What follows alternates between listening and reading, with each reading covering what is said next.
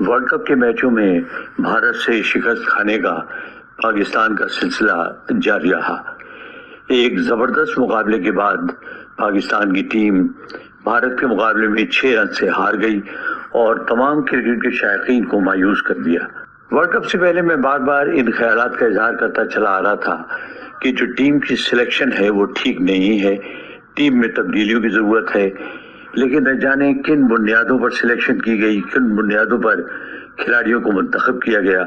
اس کے بعد جس چیز نے مجھے ہمیشہ حیران رکھا ہے کہ اتنی بڑی فوج موجود ہوتی ہے ٹرینرز کی، اتنی بڑی فوج موجود ہوتی ہے کوچز کی، اس کے بعد جو ایڈوائزرز ہیں کرکٹ بورڈ کے، وہ بھی برابر کے شریک ہوتے ہیں ٹیم کی سلیکشن میں بھی اور کھلاڑیوں کو طرح طرح کے نسخے بتانے میں بھی، لیکن ان کا کوئی نتیجہ برآمد ہوتا نظر نہیں آتا۔ پاکستان کی ٹیم نے ٹاس جیتا اور ایک ایسی وکٹ پر جس پر پوری امید تھی کہ گیند جو ہے وہ بالرز کے لیے مددگار ثابت ہوگی، اس پر بڑی اچھی بالنگ کا مظاہرہ کیا اور پاکستان کی ٹیم نے بھارت کو اپنے خلاف سب سے کم اسکور پر آؤٹ کرنے کا ریکارڈ قائم کیا۔ 119 رنز بنا کر بھارت کی ٹیم آؤٹ ہو گئی۔ صرف 3 کھلاڑی ایسے تھے جو ڈبل فگر میں پہنچنے میں کامیاب ہوئے اور جو ٹاپ اسکورر تھے وہ پنت تھے جنہوں نے 40 رن سے زائد رنز بنائے۔ پاکستان کی طرف سے تمامی بالرز نے بڑی عمدہ بالنگ کا مظاہرہ کیا، لیکن نسیم شاہ نمایاں رہے جو پچھلے میچ میں آؤٹ آف فارم نظر آئے تھے، لیکن اس میچ میں انہوں نے بہترین بالنگ کا مظاہرہ کرتے ہوئے بڑی عمدہ لائن اور لینتھ کے ساتھ بالنگ کی اور 3 وکٹیں حاصل کی۔ حارث رؤف نے پہلا اوور بہت برا کیا، لیکن اس کے بعد انہوں نے بھی 3 وکٹیں حاصل کی۔ محمد عابد نے البتہ سب سے عمدہ بالنگ کی، اپنے تجربے کو بروئے کار لاتے ہوئے انہوں نے بڑی عمدہ لائن اور لینتھ قائم رکھی، گیند کو سوئنگ کرانے میں بھی کامیاب ہوئے اور ایک مرحلے پر انہوں نے 2 گیندوں پر 2 وکٹیں حاصل کی۔ انفارچونیٹلی وہ اپنی ہیٹ ٹرک مکمل نہ کر سکے اور لیکن میں سمجھتا ہوں بھارت کو 119 پر آؤٹ کرنے میں ان کا بہت بڑا ہاتھ تھا۔ اس کے علاوہ عماد وسیم نے بھی اچھی بالنگ کا مظاہرہ کیا، لیکن جب پاکستان نے بیٹنگ شروع کی تو 26 کے سکور پر پاکستان کا کوئی کھلاڑی آؤٹ نہیں ہوا تھا۔ بابر اعظم اور رضوان دونوں بہت عمدہ کھیل رہے تھے، لیکن بابر اعظم نے ایک ایسی غلطی کی جس کی توقع کم از کم ان جیسے کلاس کے بیٹسمین سے نہیں تھی۔ انہوں نے ایک باہر جاتی ہوئی گیند کو کھیلنے کی کوشش کی اور بڑا آسان کیچ انہوں نے سلپ میں دیا اور میں سمجھتا ہوں یہ ایک بہت بڑا دھچکا تھا۔ بابر اعظم کو اب وقت آ گیا ہے کہ اپنی اسٹریٹجی پر اور اپنی بیٹنگ پر نظر ثانی کرنی ہوگی۔ بلا شبہ وہ ایک کلاسک پلیئر ہیں، بہت اچھی بیٹنگ کرتے ہیں اور اتنی آسانی کے ساتھ وہ اسٹروک کھیلتے ہیں جنہیں دیکھ کر بڑی خوشی ہوتی ہے، لیکن وہ کوئی بڑی اننگز کھیلنے میں یا اپنی ٹیم کو فتوحات دلانے میں اب تک ناکام رہے ہیں۔ میرا خیال ہے اب انہیں اپنا کردار ادا کرنا چاہیے۔ ہم ان کا موازنہ کرتے ہیں کوہلی سے، لیکن کوہلی کو آپ دیکھیے کہ مسلسل بھارت کو انہوں نے میچز میں کامیابی دلائی ہے اور میرا خیال ہے اب بابر کو بھی وہی کردار ادا کرنے کی ضرورت ہے۔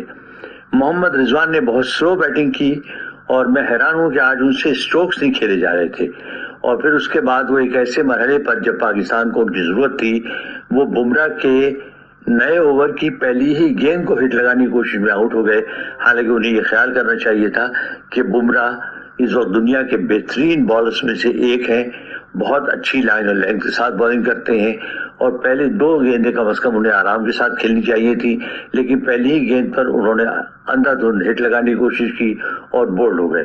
اس کے بعد پاکستان کی بیٹنگ سنور نہ سکی، وکٹیں وقفے وقفے سے گرتی رہیں اور بالآخر پاکستان کی ٹیم یہ میچ 5 رن سے ہار گئی۔ یقینی طور پر پاکستان میں شدید رد عمل آیا اور کرکٹ کے شائقین نے بڑی مایوسی کا اظہار کیا۔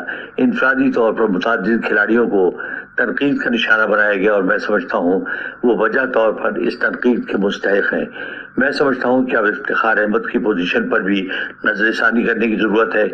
بہت مواقع انہیں دیے گئے ہیں، 50 سے زائد میچز وہ کھیل چکے ہیں، اتنا تجربہ ہے، لیکن ایک تو وہ سیٹ ہونے میں بہت ٹائم لگاتے ہیں اور اس کے بعد بالکل انکنسسٹنٹ ہیں۔ ان سے یہ توقع نہیں کی جا سکتی کہ وہ مسلسل 2 یا 3 میچوں میں اچھے سکور بنائیں گے اور اپنی ٹیم کو کامیابی سے ہمکنار کریں گے۔ عماد وسیم نے جو بڑی اچھی کارکردگی کا مظاہرہ کرتے آئے تھے، آج بڑا مایوس کیا۔ جس انداز سے انہوں نے بیٹنگ کی وہ ہٹ لگانے میں ناکام رہے اور خاصی دیر تک وہ کریز پر رہے اور صرف 15 رنز بنانے میں کامیاب ہوئے، اور میں سمجھتا ہوں ان کی سلو بیٹنگ کا نقصان بھی پاکستان کو اٹھانا پڑا۔ شاداب خان ایک غیر ضروری سٹروک کھیلنے کی کوشش میں آؤٹ ہوئے، اور اسی طرح ایک غیر ضروری سٹروک کھیلنے کی کوشش میں فخر زمان آؤٹ ہوئے۔ فخر زمان کو بھی میرا خیال ہے اب اپنے تجربے کا استعمال کرنا ہوگا اور اپنی کارکردگی پر انہیں بھی بیٹھ کر غور کرنا ہوگا۔ میرا خیال ہے جس سٹروک پر وہ آؤٹ ہوئے بالکل غیر ضروری سٹروک تھا، پہلے میچ میں بھی وہ ایسے ہی سٹروک پر آؤٹ ہوئے تھے۔ اپنی غلطی انہوں نے پھر دہرائی اور اس کے بعد ظاہر ہے کہ پاکستان کی ٹیم پر پریشر کرنا شروع ہوا اور پھر پاکستان کی ٹیم اس پریشر سے سنبھل نہ پائی۔ اب صورتحال خاصی ڈیفیکلٹ ہو گئی ہے پاکستان کے لیے۔ 2 میچ باقی رہ گئے ہیں، ایک کینیڈا کے خلاف ہے اور ایک آئرلینڈ کے خلاف۔ اب پاکستان کو دونوں میچ واضح برتری کے ساتھ جیتنا ہوں گے اور یہ دعا کرنی ہوگی کہ امریکہ کی ٹیم کم از کم ایک میچ آئرلینڈ سے میچ ہار جائے، اور بھارت کے خلاف تو شاید ظاہر ہے کہ وہ ناکام ہی ہوں گے، لیکن انہیں دونوں میچز ہارنا ضروری ہے۔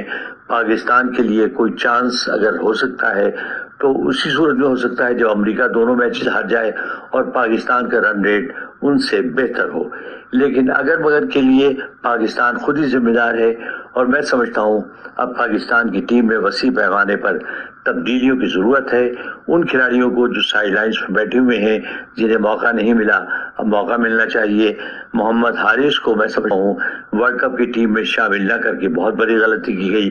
محمد وسیم کو بھی ٹیم میں شامل کرنا چاہیے تھا، اور میں سمجھتا ہوں کہ افتخار احمد کو بہت مواقع دیے جا چکے ہیں۔